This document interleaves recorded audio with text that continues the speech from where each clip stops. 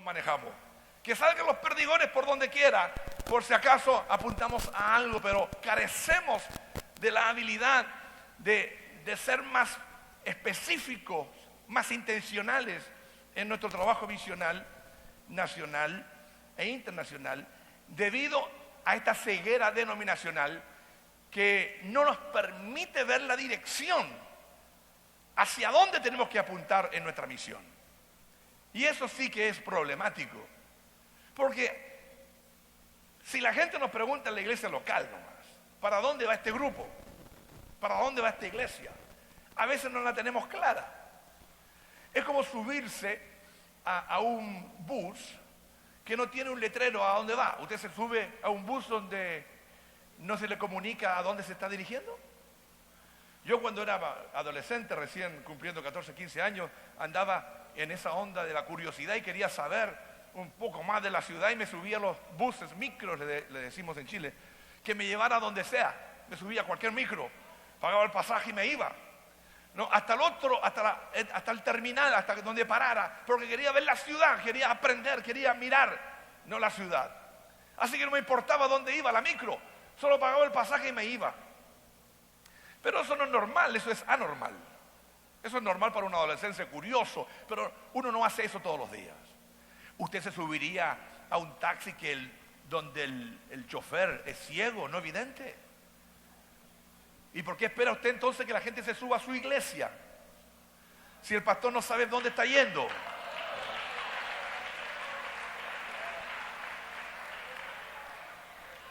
Tenemos una expectativa de que la gente se suba a la camioneta con un chofer ciego.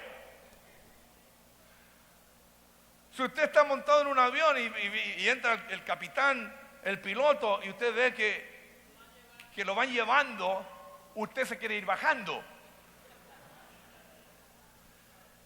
Porque no hace sentido. Pero en el único lugar donde como que hace sentido no saber a dónde uno va es la iglesia, hermano. Y eso no es ni bíblico y tampoco es espiritual. No hay un personaje más central en la Biblia que Jesucristo, el Hijo del Señor. Y Jesucristo vino con una agenda clarísima. Yo no vengo a hacer mi voluntad, vengo a hacer la voluntad del Padre que me envió. Y Él la tenía tan clara que cada minuto, cada día, cada semana, cada mes, cada año contó. Él maximizó su tiempo y llegó a un punto donde pudo decir: he acabado la tarea que se me encomendó. He terminado la tarea que se me encomendó. Él sabía exactamente cuándo había llegado el tiempo del logro, del cumplimiento de la meta. Hay un problema, y el problema está relacionado con esta ceguera denominacional, donde nosotros hemos cautivado a la iglesia, la hemos hecho propiedad privada, hermano. Cuando Jesucristo estableció su iglesia, usó la palabra eclesía, que es una asamblea pública. Pudo haber usado la palabra congregación, pudo haber usado la palabra sinagoga, pudo haber usado otra expresión que comunicara una secta, que comunicara un grupo reservado, un culto muy particular. No, usó eclesía. No hay nada más público que la iglesia. La iglesia debe ser una entidad pública. Pero nosotros hemos sido creativos en buscar maneras, y lo seguimos haciendo, de cómo privatizar nuestro negocio. Y lo hemos privatizado el negocio. Al punto de que si usted le pregunta al sector público, ¿no?, ¿qué es la iglesia? ¿Qué hace la iglesia? ¿Para qué está la iglesia? ¿Para qué sirve la iglesia? Le tienen serios problemas en responder. Es más, un supervisor en Argentina, Nicolás Marubia, una vez hizo una pregunta al ministerio que me gustó. Si la iglesia desapareciera hoy, ¿la extrañaría la sociedad mañana? Y si somos honestos en responder esa pregunta, si la iglesia desaparece hoy, ¿nos extrañaría a alguien mañana? A veces yo digo, como hijo de pastor y ministro, oye, tal vez no nos van a echar de menos, capaz que ni se van a dar cuenta que desaparecimos. Si ocurriera el rapto de la iglesia hoy, ¿aparecería en los periódicos mañana? ¿O sería una no noticia? Porque la iglesia a veces está tan desprendida del quehacer comunitario. A veces la iglesia está tan desprendida del quehacer público que la gente no siente, digamos, su utilidad. Cuando no es el caso de la iglesia primitiva, porque la iglesia primitiva transformó el mundo como se conocía, transformó sus sociedades, dieron vueltas patas arriba a las comunidades.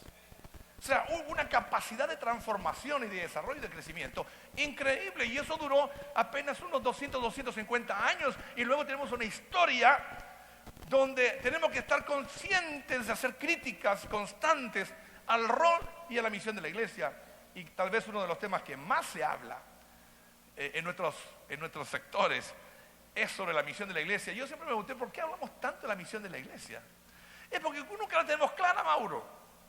Es porque como la tenemos que estar revisando, es porque se nos olvida, es porque perdemos la orientación y tenemos que volver a retomar el tema. ¿Para qué estamos? Y esto desde ya produce serios problemas. Esta señal de los tiempos, si la podemos reducir a algunos pocos elementos, no hay tiempo para profundizar. Pero todo el tema, por ejemplo, de la globalización, es un tema muy importante. Ese cartel a mí me ofende. O sea, sabemos lo nefasto de la globalización desde lo económico, para nuestras naciones no ha sido un problema, pero tampoco podemos negar de que es un nuevo escenario muy importante para el quehacer misional de la iglesia hoy. La globalización también nos da una serie de elementos para acelerar nuestro trabajo y evangelizar y transformar a las naciones con el poder de la palabra y con el poder del Espíritu.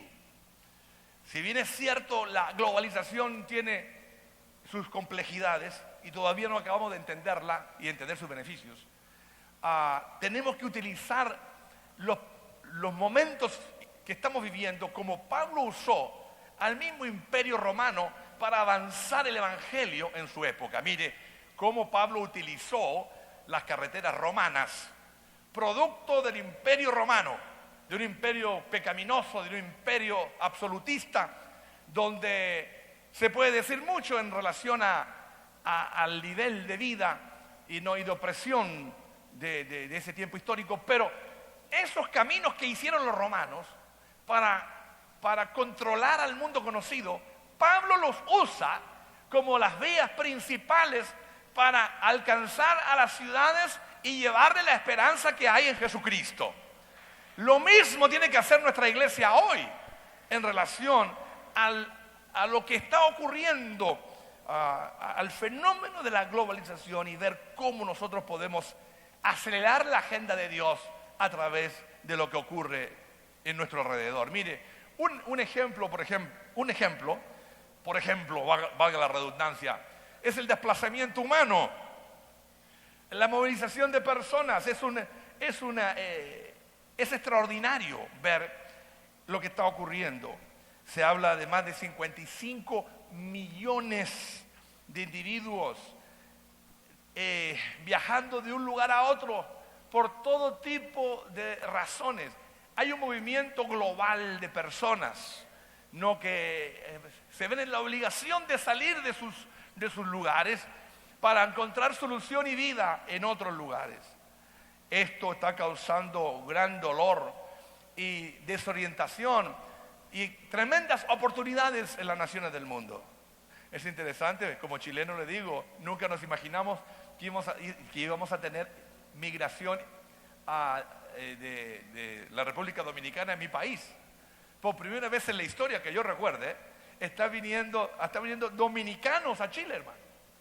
Y gloria a Dios por eso. Necesitábamos la vitalidad de la República Dominicana, hermano. Ustedes tienen una energía tremenda. Hay que mejorar la raza. Gracias por venir a mi país. Mi país necesita su cultura, su música, su energía, su trabajo. Y espero que la Iglesia de Dios en Chile sepa identificar esa oportunidad. Y si estos dominicanos que están llegando a Chile no son evangélicos, comprometidos, cristianos, que la Iglesia de Dios pueda alcanzar a estas comunidades migratorias. Pero mire, Eso está ocurriendo en todas partes del mundo, ese desplazamiento humano. En África hay personas que mueren en el intento de llegar a la pared de la muerte para cruzar hacia Europa. Años caminando en búsqueda de soluciones para su vida. Los refugiados son uno de los desafíos más grandes de la época. Si hay una palabra, y la palabra más usada quizás en el año 2015, el año pasado, fue la palabra refugiados, porque es un problema único en nuestra época. Ahora, la pregunta de cajón es, oye, y en nuestros cultos, que tal vez están en el campo, en la ciudad, en la montaña, en el valle, ¿alguna vez oramos por los refugiados? El tema, si es un tema tan importante a nivel mundial, está en nuestra agenda de oración, está en nuestra agenda de trabajo. Nos hemos hecho la pregunta como iglesia local, ¿nos corresponde hacer algo por los refugiados de la tierra? ¿Hay algo que tenemos que nosotros sentirnos responsables de lo que está ocurriendo en este planeta? Mire, ahora no nos podemos hacer los ignorantes. Antes nosotros, cuando no teníamos las noticias a tiempo y nos llegaban 2 o 3 meses retrasadas, podríamos tener la excusa de decirle al Señor, Señor, no sabíamos. Pero hoy en el acto, cuando está ocurriendo una masacre en cualquier parte del mundo, en el acto, en el instante, casi en vivo, nosotros tenemos conciencia de lo que está pasando en alguna parte de la tierra. Y la iglesia, ¿qué hace? Son tremendas oportunidades que tenemos, pero la pregunta es, ¿estamos activos? No, tenemos visión, padecemos, lloramos, sentimos misericordia, atinamos a hacer algo con respecto a la realidad circundante. Y esa es la pregunta que tenemos que ver frente a estas situaciones que ocurren, como esta, por ejemplo, que es el desplazamiento humano. En los Estados Unidos, más de 11 millones de personas viviendo en las sombras, indocumentados, sin poder decir quiénes son, sin poder sentirse totalmente libres, en medio de un momento político en los Estados Unidos donde hay expresiones autoritarias, racistas y expresiones xenofóbicas, donde se habla de construir murallas, en un tiempo donde deberíamos derrumbar las murallas y se han estado derrumbando las murallas. Queremos construir murallas, queremos encerrarnos, queremos dejar a la gente afuera, queremos mantener a los de adentro adentro. Y políticamente en los Estados Unidos a mí me preocupa porque a veces nuestra iglesia se identifica con esas iniciativas políticas que van totalmente y son contradictorias con los principios del reino de Dios, donde Dios siempre nos llamó a ser sensible al inmigrante, al forastero, al que llega, a cuidar al menesteroso, a hacer algo por el necesitado. Cuando uno piensa en Ruth, ¿no?, donde la familia, ¿no?, de Miriam se va y deja la ciudad del pan para irse a la tierra desconocida. No, si en esa tierra hubieran habido reglas demasiado estrictas, tal vez no hubiéramos posibilitado, no hubiéramos facilitado la esperanza para la humanidad, debido a que hubo una nación que aceptó al inmigrante, al que arrancaba de su necesidad, de su tierra. Mucha de la gente nuestra se va por los niveles de violencia, mucha gente nuestra se va por los niveles de hambre, mucha gente se va porque tienen que buscar solución para sus hijos. Y la iglesia necesita entender esas razones y necesita amparar a la gente. Imagínense Jesús, hermanos, que vivió en un momento de violencia, que nació en un momento donde se estaban matando a la niñez. Capaz que el primer ilegal fue Jesús, ¿no?, que sus padres lo llevaron a Egipto para salvarle la vida, para que no muriera este niño. No, el primero que entra a un país vecino escapando de la muerte es la misma familia de Jesús. ¿Y qué hubiera pasado si Egipto le hubiera dicho, no, Señor? O que hubiera habido una pared muy grande que no hubieran podido pasar al otro lado. Tal vez Herodes hubiera acabado con la vida de Jesús, nuestro Salvador. Hermano, es increíble lo que puede ocurrir a veces con nuestras medidas políticas. Y tenemos que tener cuidado, ¿no?, y vigilar muy de cerca a los políticos de hoy, porque sus decisiones afectan o pueden afectar el trabajo no de la iglesia. Y necesitamos estar siempre observando lo que está ocurriendo.